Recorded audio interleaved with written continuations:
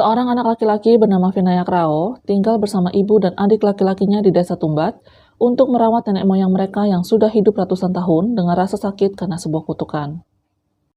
Keluarga Vin memiliki kisah tentang Dewi Kemakmuran yang menjadi simbol akan emas dan makanan yang tak terbatas. Dan Bumi adalah rahimnya Sang Dewi.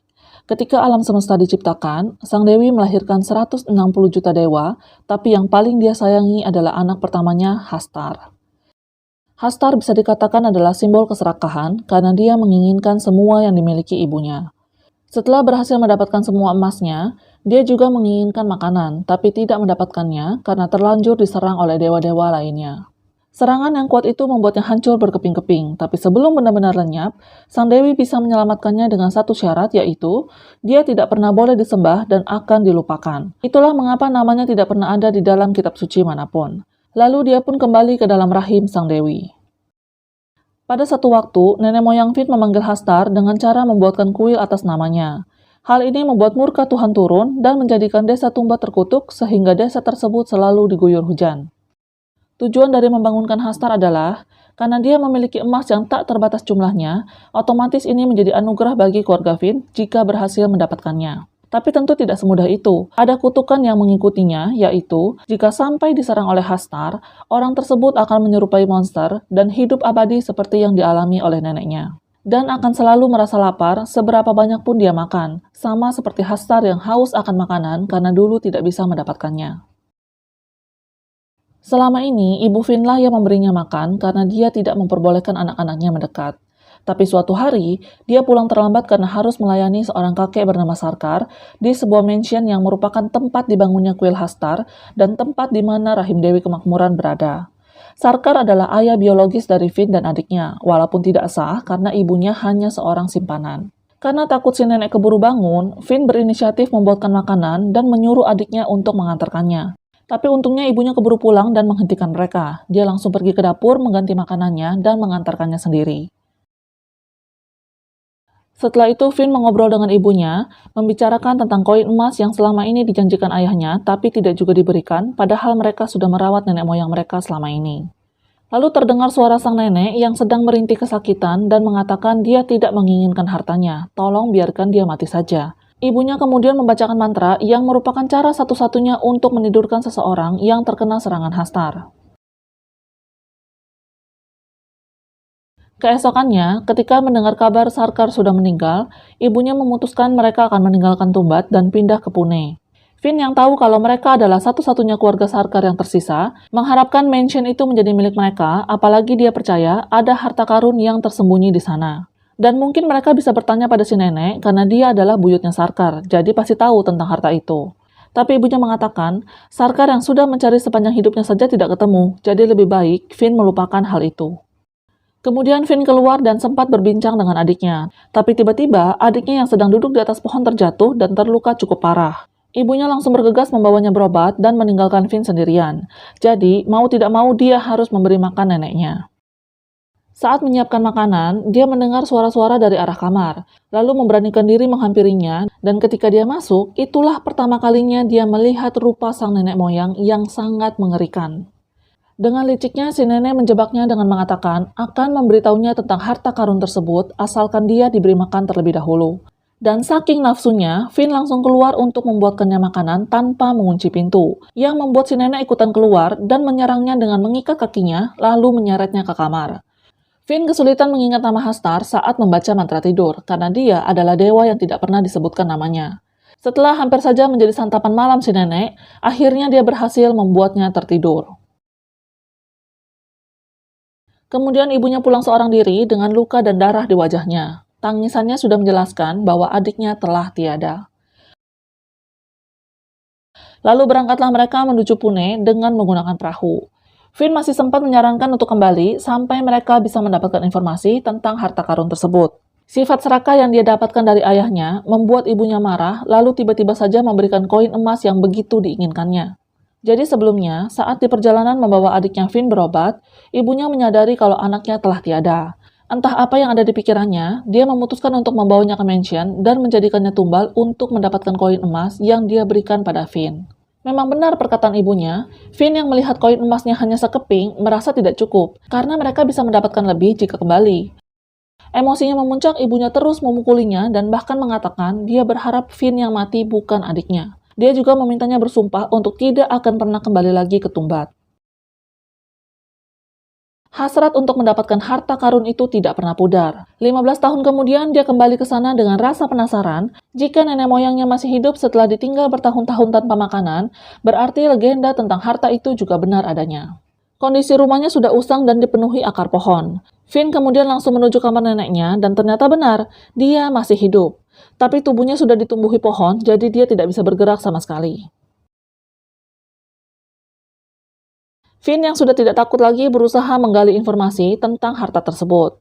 Tapi sang nenek melarang untuk mencarinya. Jangan mengulangi kesalahan yang sama dan biarlah kutukannya berhenti sampai di dia saja. Dan walaupun Finn mengatakan dia hanya penasaran saja, tapi neneknya tentu tidak percaya.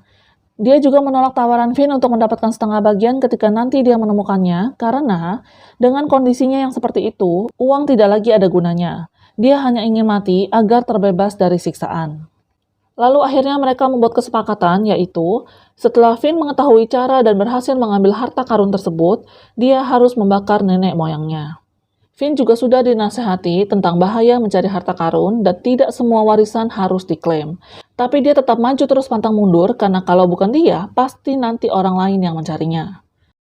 Setelah menjelajahi seluruh mansion, akhirnya dia menemukan sebuah pintu masuk berbentuk kotak dengan ukiran patung Dewi Kemakmuran di atasnya. Dan itulah jalan menuju rahim sang Dewi di mana harta karun itu berada. Lalu dia menepati janjinya untuk membakar nenek moyangnya dan kembali ke Pune. Mengetahui istrinya berjualan tepung gandum selama ditinggal olehnya, Finn menyadari kalau hal itu akan sangat bermanfaat untuk misi penggalian harta karunnya, sehingga dia mengajak istrinya untuk bekerja sama. Kemudian dia pergi menemui seorang pria bernama Ragav untuk membayar hutang-hutangnya dengan menggunakan koin emas yang dia dapatkan dari percobaan pertamanya. Nilai satu koin ternyata lebih besar dari hutangnya, sehingga Ragav yang jadi berhutang padanya. Finn terus-menerus membawa koin emas yang membuat Ragav curiga jangan-jangan dia mendapatkannya dari Tumbat, karena memang legenda tentang harta karun itu sudah lama merebak luas di masyarakat. Tapi Finn tidak menanggapinya dengan serius, seolah-olah itu hanyalah mitos. Lama-kelamaan Ragav jadi berhutang banyak padanya karena dia terus membeli koin-koin itu sampai tidak punya uang lagi untuk membayar. Ragav yang berprofesi sebagai pedagang opium harus membayar sejumlah uang kepada petugas setempat agar usahanya tetap bisa berjalan.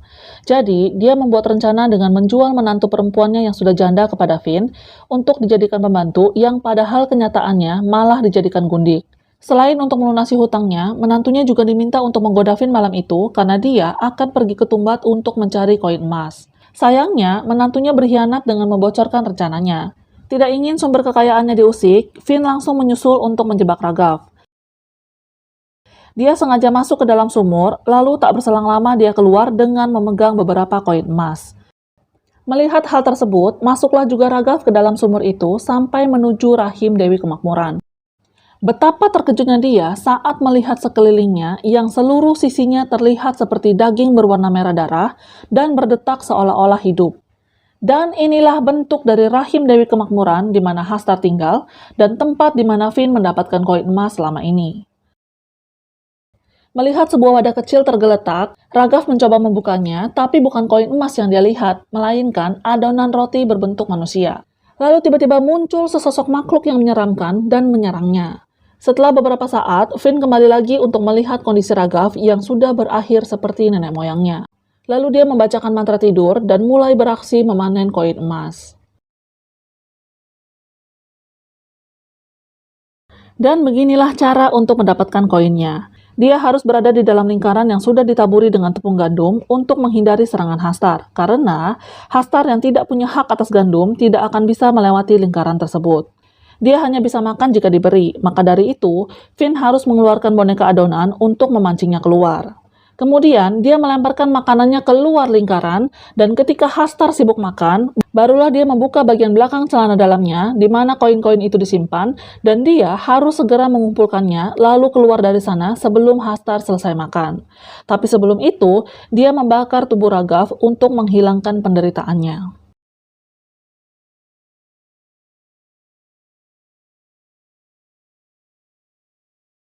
Istri Finn sempat mengusir menantu Raghav ketika tahu dia mencoba menggoda suaminya. Tapi Finn tetap mempertahankannya dan tak terasa 14 tahun telah berlalu. Finn yang sudah semakin tua tidak sekuat dan selincah dulu lagi, tapi dia sudah melatih anaknya yang pertama, Pandurang, untuk menjadi penggantinya. Setelah latihan berulang-ulang kali, Finn akhirnya memutuskan sudah waktunya untuk mengajak anaknya ke Tumbat. Tapi kedatangan pertama Pandurang itu bukan untuk mengambil koin, melainkan hanya untuk mempersiapkan mentalnya di masa depan. Finn mengajarkannya cara membuat boneka adonan, yaitu adonannya harus dicampur dengan batu kerikil supaya Hastar makannya lebih lama, dan mereka jadi punya cukup waktu untuk mengambil koin. Kemudian mereka masuk ke dalam rahim sang dewi, dan Finn juga mengajarkannya cara membuat lingkaran untuk melindungi diri dari Hastar. Ketika Pandurang bertanya kapan Hastar akan datang, Finn mengatakan dia akan keluar jika melihat makanan, dan harusnya mereka tidak membawa makanan apapun saat itu, karena sebelumnya Finn sudah mengingatkan untuk tidak membawanya. Tapi kemudian, Pandurang mengeluarkan satu boneka adonan dari dalam bajunya yang membuat Hastar keluar dan hampir menyerangnya karena dia berada di luar lingkaran. Finn langsung menyelamatkannya dan memanjat tali, tapi Pandurang malah sempat-sempatnya mengambil koin dulu yang membuat mereka hampir saja tidak selamat. Bukannya takut, Pandurang malah bangga menunjukkan hasil panen pertamanya. Finn sangat kesal melihatnya begitu serakah, padahal anaknya adalah cerminan dirinya. Koin yang dia lempar karena marah pun ujung-ujungnya diambil lagi, dan Pandurang diizinkan menyimpan satu koin sebagai tanda penghasilan pertamanya. Ketika India merdeka di tahun 1947, mansion keluarga Finn yang sudah tua diambil alih oleh pemerintah karena di Tumbat akan dibentuk desa baru. Sebelumnya dia sudah pernah diingatkan untuk mengesahkannya secara hukum, tapi tidak dilakukan. Kemudian, Finn memanggil Pandurang untuk memperlihatkan isi berangkasnya. Melihat koin sebanyak itu, Pandurang mengatakan itu akan sangat cukup untuk seumur hidup. Perkataannya mengingatkan Finn pada ibunya. Andai waktu itu dia mendengarkan nasihatnya, dia tidak akan terjerumus sejauh ini. Ketamakan telah membuatnya terikat dengan koin emas itu dan tidak bisa merelakannya. Sebanyak apapun dia mendapatkannya, dia tidak akan pernah merasa cukup. Keesokan paginya, ketika Finn mendengar kalau Pandurang telah merayu gundiknya dengan memberikan sekeping koin emas, emosinya memuncak lalu memukulinya. Jadi sebelumnya, setelah Pandurang mendapatkan hasil pertamanya, dengan berani dan percaya diri, dia langsung merayu gundik bapaknya dan berjanji akan menjadikannya istri saat dia besar nanti. Pandurang yang sedang dipukuli ayahnya tiba-tiba saja memberikan ide gila tentang bagaimana mencuri koin emas agar mereka tidak perlu bolak-balik lagi ke Tumbat. Menurutnya, karena koin-koin itu ada di celana dalamnya Hastar, seharusnya yang mereka curi adalah celana dalamnya. Dan caranya adalah dengan membawa banyak boneka adonan untuk membuatnya sibuk makan, dan mereka jadi punya kesempatan membuka celana dalamnya. Finn yang awalnya marah jadi kagum sama ide cemerlang anaknya. Merasa akan mendapatkan jackpot, dia lalu membawa Pandurang bersenang-senang layaknya orang dewasa dan memperkenalkan kehidupan hedon yang dia jalani selama ini. Sementara di sisi lain, istrinya sibuk mempersiapkan banyak tepung gandum untuk persiapan misi besar mereka. Tibalah saatnya ketika mereka sudah berada di rahim sang dewi dan bersiap melempar boneka-boneka adonan itu, hal yang tidak terduga terjadi. Wujud Hastar tidak cuma satu, tapi jumlahnya sama dengan jumlah boneka adonan yang mereka bawa. Finn yang memegang dua boneka melihat dua Hastar muncul, dan tanpa disadari Pandurang, dia terlanjur mengeluarkan semua boneka adonan dan semakin banyaklah wujud Hastar yang muncul. Pandurang coba melempar beberapa boneka adonan yang membuat para Hastar berkelahi, dan salah satu dari mereka terlempar ke arah lingkaran lalu hangus terbakar yang membuat lingkaran tepungnya bertaburan dan lampu penerangan mereka redup. Saat Finn mencoba menyalakan api, dia melihat Hastar masih mengelilingi mereka.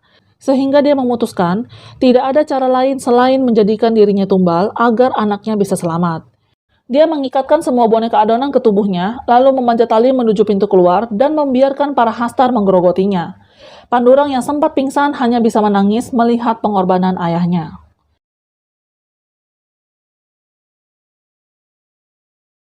Setelah semua Hastar hangus terbakar, Pandurang kemudian menyusul keluar mencari ayahnya. Dan betapa terkejutnya dia saat melihat wujud ayahnya yang terlihat sangat mengerikan. Tapi ternyata, Finn berhasil mengambil celana dalam Hastar, dan ketika dia ingin memberikannya, Pandurang menolak, dia sudah tidak menginginkannya lagi. Sambil menangis, dia memutuskan untuk membakar ayahnya untuk mengakhiri penderitaannya. Melihat anaknya menolak koin-koin itu, Finn terlihat tersenyum bangga karena akhirnya kutukan Hastar berhenti sampai di sini. Kemudian akhirnya Pandurang membacakan mantra tidur untuk ayahnya dan film pun berakhir. Dan itulah kisah dari pencarian harta karun yang hanya menyebabkan malapetaka bagi yang mencarinya. Sekian cerita kali ini, sampai ketemu lagi di cerita berikutnya. Bye.